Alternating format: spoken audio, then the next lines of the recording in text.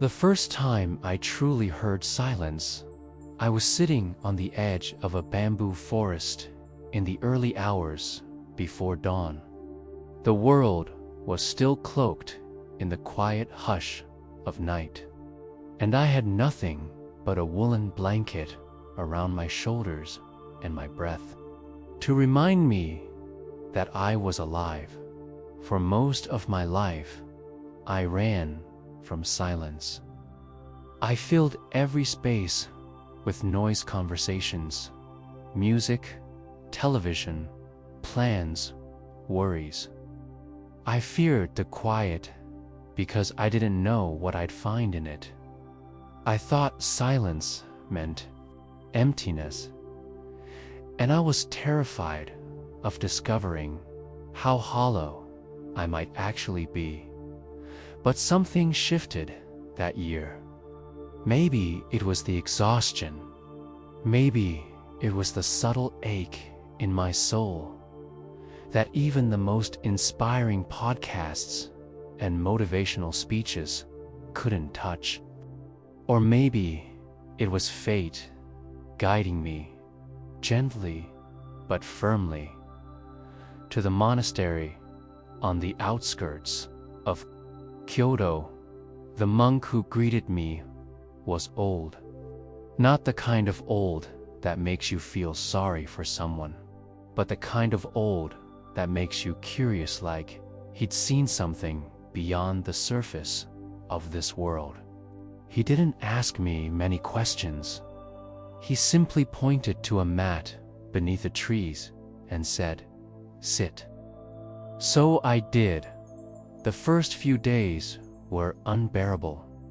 My knees ached. My mind screamed. Thoughts rushed through like a broken dam, regrets, memories, fears, stupid conversations I'd had years ago, faces I hadn't seen in a decade. I wanted to cry. I wanted to leave. But each morning, the monk would look at me, smile gently, and say nothing. Just a small nod, a knowing glance. So I stayed. Then, on the 5th day, something happened. The wind moved through the bamboo leaves, like water sliding over stone.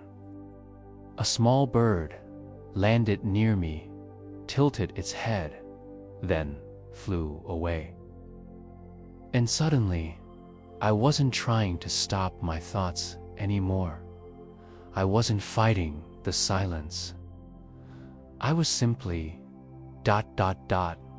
there. And in that moment, the silence wasn't empty at all. It was full, overflowing with life, with presence, with something ancient and sacred.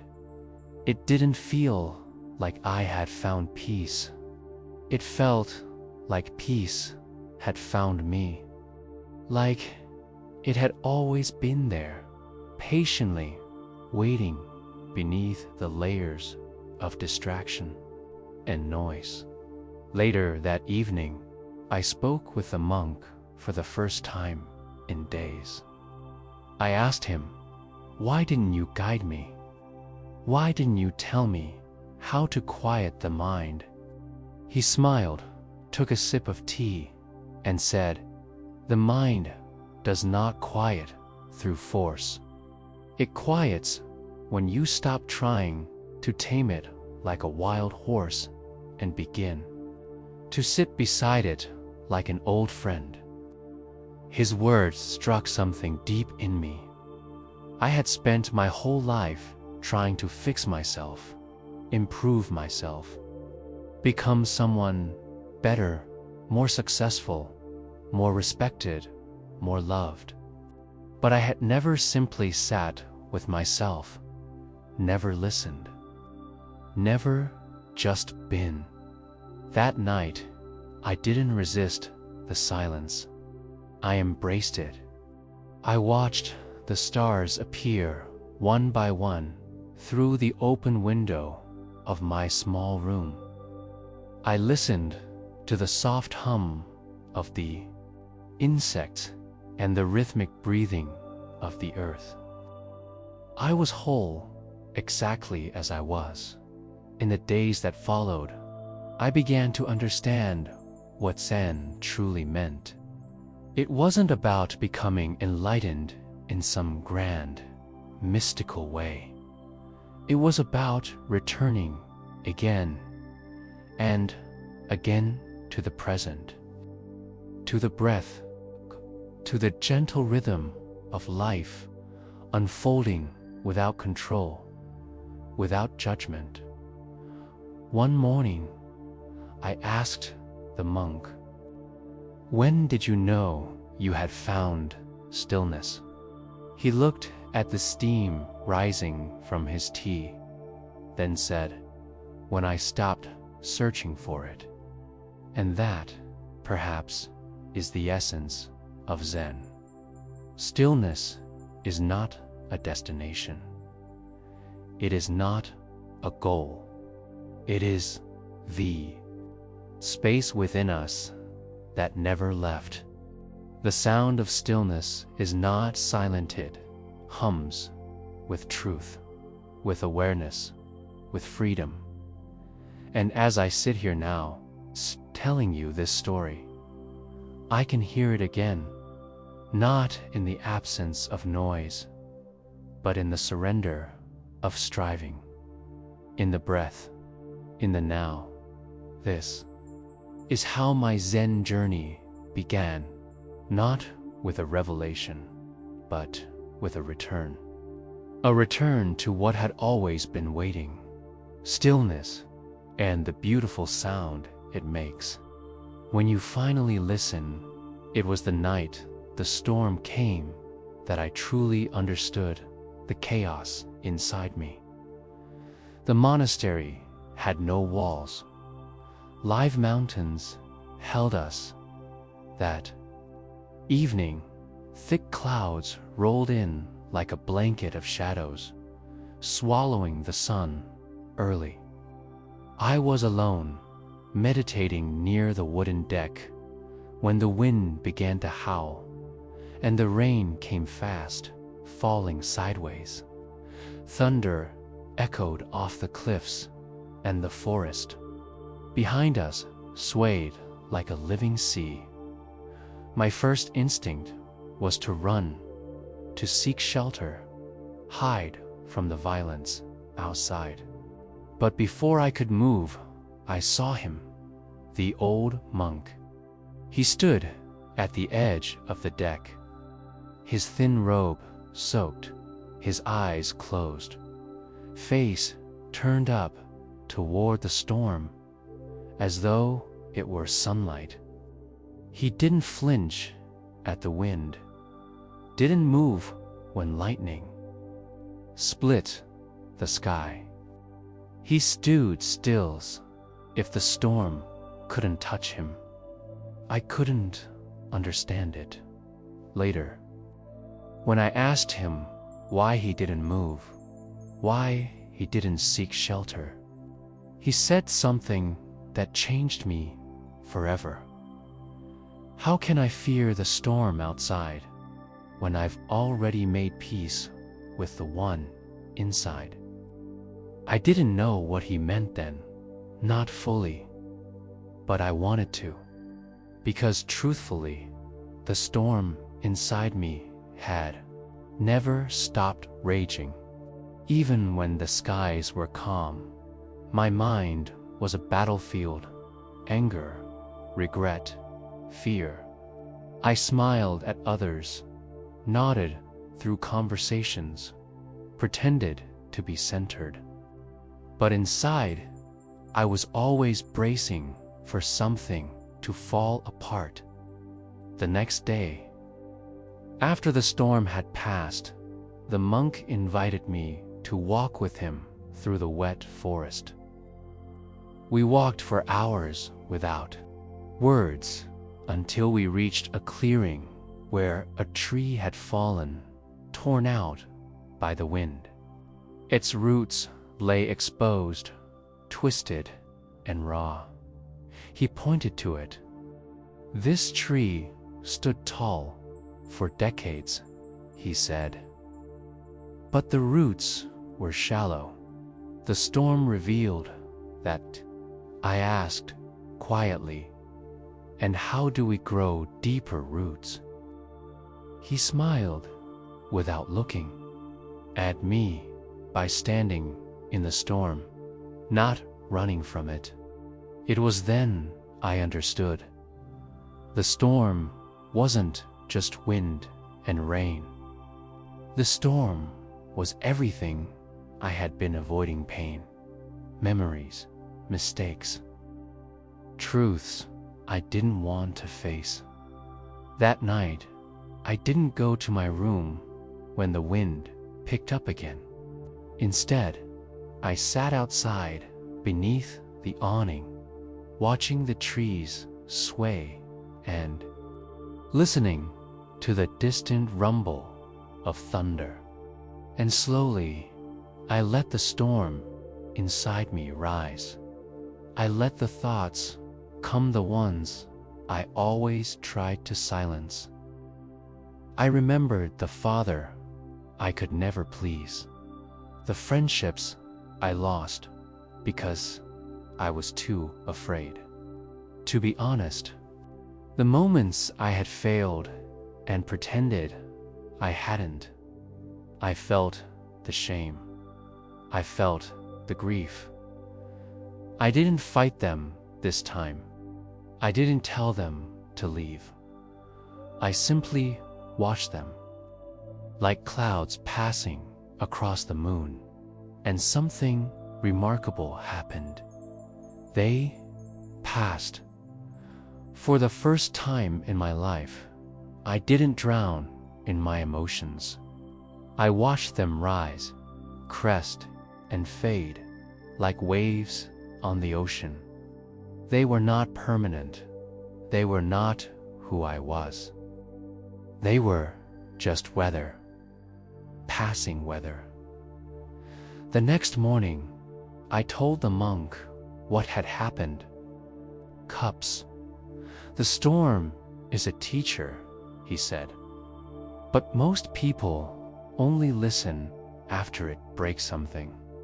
You listened while it spoke." We drank the tea in silence. That was the turning point for me. I stopped fearing the inner turmoil. I stopped trying to fix or suppress every feeling that made me uncomfortable. Instead, I started welcoming them like visitors. I'd sit, breathe, and say, "Ah, here you are again, old fear. Welcome, sit with me. I'm not afraid of you anymore." And slowly, the fear came less often. The sadness, when it came, didn't linger. The anger softened. It's not that I became perfect or that I never lost my calm again, but I learned how to return to it, like returning to shelter, not to escape the storm, but to observe it from the still center within. The monk once told me, "Mastery is not silence. Mastery is dancing through the noise without losing your rhythm." That rhythm, that still point in the middle of chaos, is what I found. And I discovered it not through resistance, but through surrender. You don't conquer the storm. You become the sky that holds it. When I arrived at the temple that day, I was full, overflowing, really, not with peace or understanding, but with opinions, experiences, achievements, and pride. The kind of quiet, polished pride that wears the mask of humility. I didn't walk in arrogantly. No. I was polite, respectful, even soft-spoken. But inside, I carried the invisible weight of I already know. I had read dozens of books on Buddhism, studied the teachings of masters from multiple traditions, even practiced meditation daily for over a year. I believed I was ready for the next level. That's why I had come to see him, the monk they called Ryren. I expected a warm welcome. Instead, he barely looked at me. He motioned for me to sit across from him, then silently poured us both tea. I watched him closely, ready to discuss the Eightfold Path, the Dhammapada, or maybe even some advanced koan.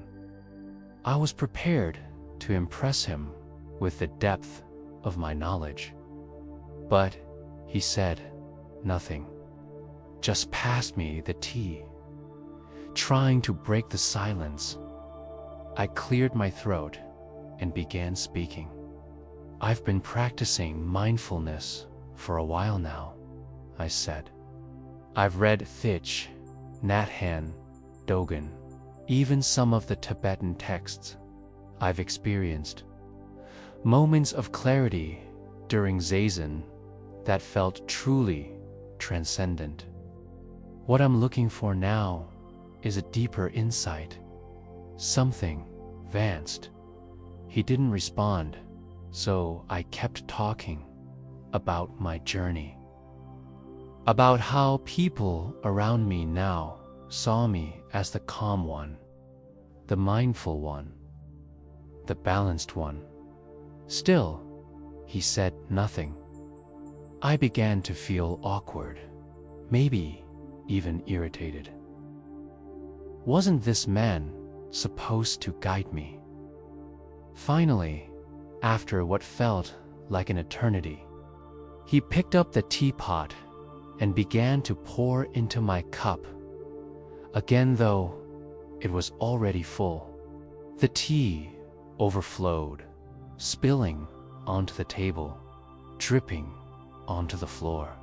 Stop, I said instinctively. It's already full. He looked up at me for the first time, eyes deep as a still pond. Exactly, he said. You are like this cupful of your own ideas, experiences, beliefs.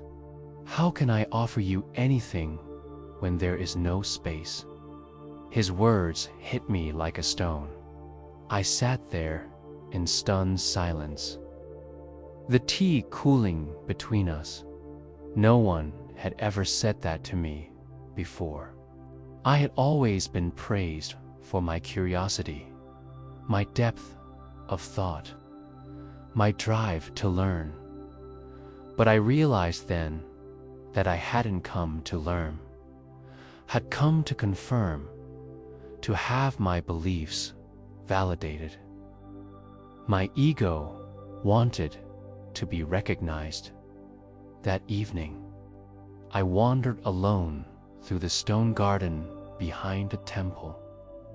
The wind was soft, the gravel raked in perfect spirals, and for the first time, I saw myself clearly. I wasn't seeking wisdom. I was seeking approval from a man I barely knew, but more importantly, from myself. I was still clinging to identity. The identity of the spiritual one, the one who gets it, the one who's already there, and that identity was blocking the very thing I was looking for. The next morning, I returned to Ryren. I bowed deeply, not just with my body, but with my entire being. I said nothing. I sat down in silence. He smiled gently this time, then poured the tea again. I let it come. I didn't speak. I didn't try to control the moment. I simply drank, and somehow it tasted differently near, lighter. That day, I began the practice of emptying, not just letting go of material things, but letting go of who I thought I was. Letting go of the story I told myself, the polished, curated version of me I had spent years perfecting. Letting go of being right. Letting go of being deep. Even letting go of the idea that I had anything to offer. It wasn't easy. The ego doesn't die quietly. It fights. It rationalizes.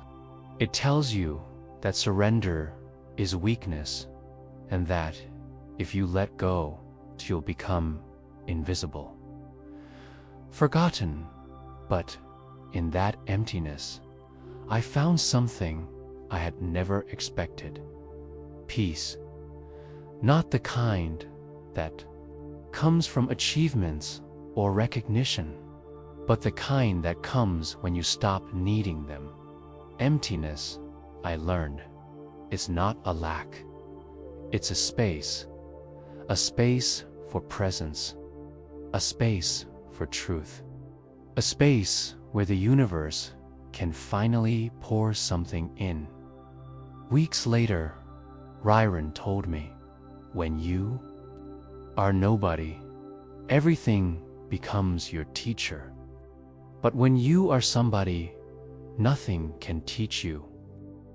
Those words stay with me, even now, so I continue the practice, emptying again and again, because only in an empty cup can the tea of wisdom be truly tasted. When I first arrived at the training garden, deep in the forest, I thought strength meant standing tall, never bending, never breaking. I used to admire the great trees, the towering oaks and pines that pierced the sky, unmoving, proud, unwavering in the wind. That, I believed, was true resilience. But the bamboo taught me otherwise. It started with a simple chore. The monk assigned me to the garden clearing an area surrounded by tall, swaying bamboo stalks. My task was humble.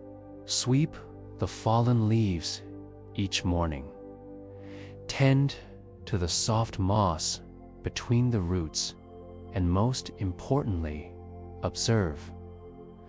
At first, I didn't understand the lesson hidden in the assignment.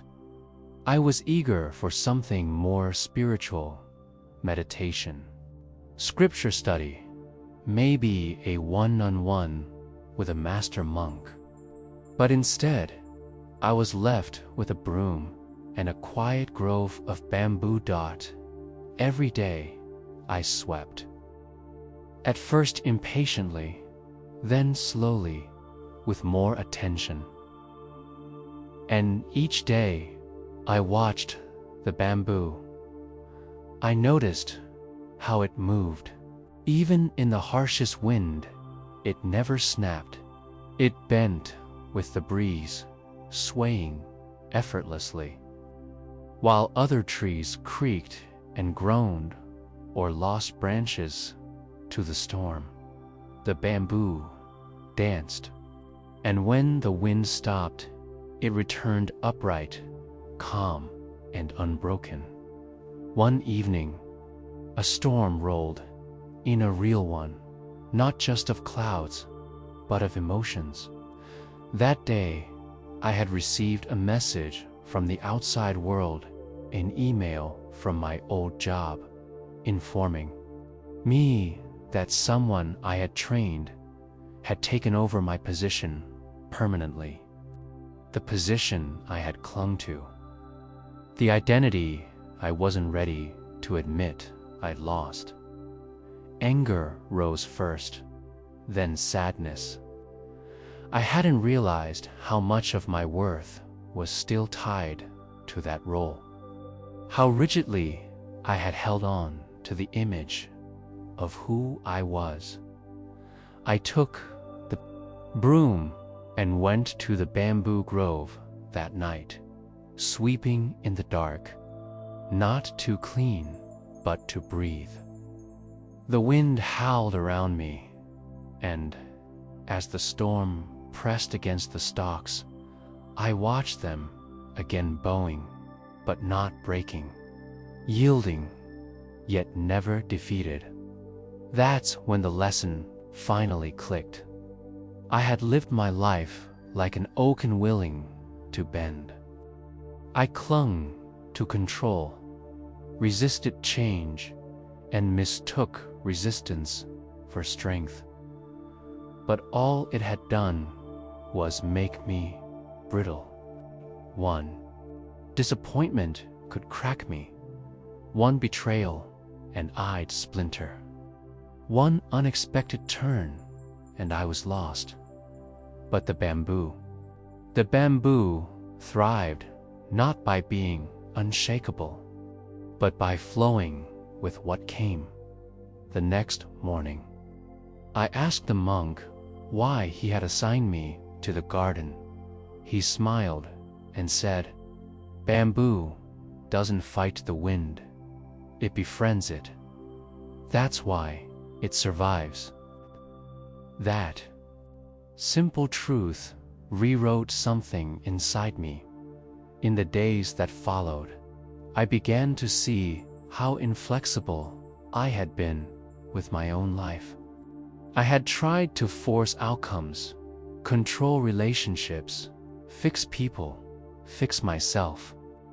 I had plans that needed to happen, identities I needed to protect, versions of myself I couldn't let go. And all of it, made me hard. I started practicing what I came to call soft strength, the ability to adapt, to move without fear, to allow change without labeling it as failure. When someone said something that hurt, I didn't recoil or build walls, I breathed. When plans fell through, I adjusted, without judgment. When I noticed the voice in my head trying to control everything, I nodded gently to it and let it pass. I didn't stop standing up for myself or lose my center. I just stopped needing to always be right, perfect, or in control. I became more like the bamboo. One morning, after heavy rains, I found that several large trees near the temple had fallen, uprooted, broken. But the bamboo still stood wet, bent, but alive. It had swayed all night, danced with the storm, and returned resilient. That morning, I bowed to the grove not just out of respect, but out of gratitude. It had shown me a new kind of strength, one I had never been taught in school, in work, or even in spiritual books. A strength that didn't resist life, but moved with it, that let go when needed and returned with grace. And perhaps that's what true wisdom is, not how firmly you can hold on, but how gently you can let go and still remain whole. There was a path behind the monastery, winding through the hills and disappearing into the mist-covered forest. No signs, no maps, just earth and silence. One morning, I asked the head monk about it. He simply said, "Walk it." Leaving footprints. I didn't understand what he meant, but curiosity led me forward. I began walking early, just before sunrise, while the dew still kissed the grass and the world felt untouched. I focused on every step, my feet pressing into the damp soil, the subtle crunch of twigs, the hush of wind brushing past my ears. I tried to tread lightly, but even the gentlest steps left faint impressions behind me. Footprints. By the time I reached the bend in the trail, I turned to look hand. There they were. Marks of my passing, clear in the soft mud. I had failed whatever the test was, but I kept walking. Each day after meditation, I returned to the trail. Sometimes I tried harder to step lightly. Sometimes I became so consumed by the effort not to leave a mark that I stopped enjoying the walk entirely. My mind would spiral. Am I doing this right? Is this a metaphor? Am I supposed to erase my existence? Days passed, then weeks. Still, I left footprints until one day something changed, not in a trail, but in me. That morning, I didn't try to walk perfectly. I didn't try to analyze or interpret the monk's words. I didn't try to succeed at some invisible task. I simply walked. I noticed the sunlight streaming through the trees, golden and slow. I heard a bird cry overhead, sharp but not urgent. I felt the breeze move over my skin like a whisper. I breathed not to calm myself, not to be mindful, but because I was alive. And when I reached the bend, I forgot to look back. It wasn't until I returned to the monastery that I realized I hadn't been thinking about leaving a mark. I hadn't been thinking about anything. For those few minutes, I was only where I was, doing only what I was doing. That evening, I found the monk again and asked him, "What does it mean to walk without footprints?" He smiled and said, "It doesn't mean you don't touch the earth. It means you don't carry the path with you." That struck something deep in my chest. How often I had carried the past with me, every conversation, every mistake, every memory, replaying like a film. How often I had projected myself into the future, planning, fearing, chasing, dreaming. And in all that carrying, I had missed the one place where life was actually happening.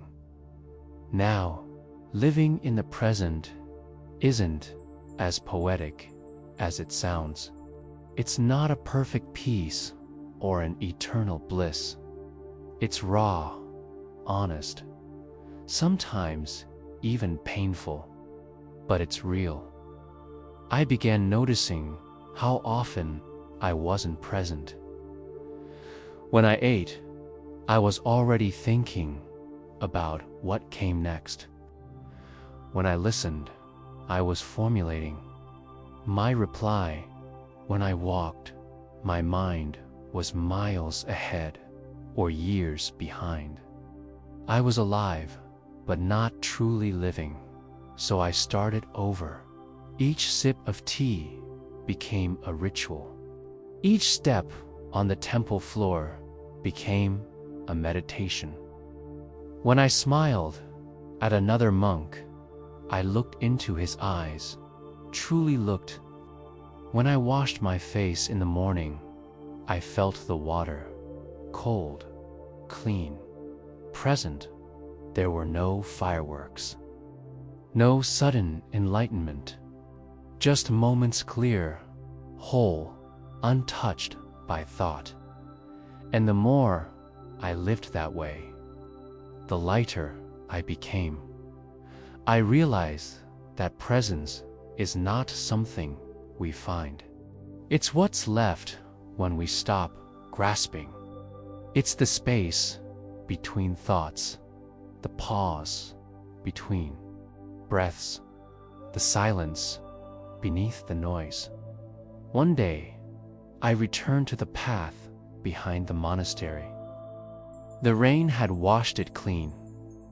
As I walked, I thought about how everything I once clung to, titles, roles, expectations, regrets, had begun to fall away. Not because I forced them to, but because they no longer fit. They weren't needed. I reached the bend, paused, and smiled. This time, I didn't look back at all. Maybe the footprints were still there. Maybe they weren't. But I had finally understood, too. Walk without footprints means to walk fully, so completely in this moment that the past no longer pulls and the future no longer pressures. It means to be here, only here, now.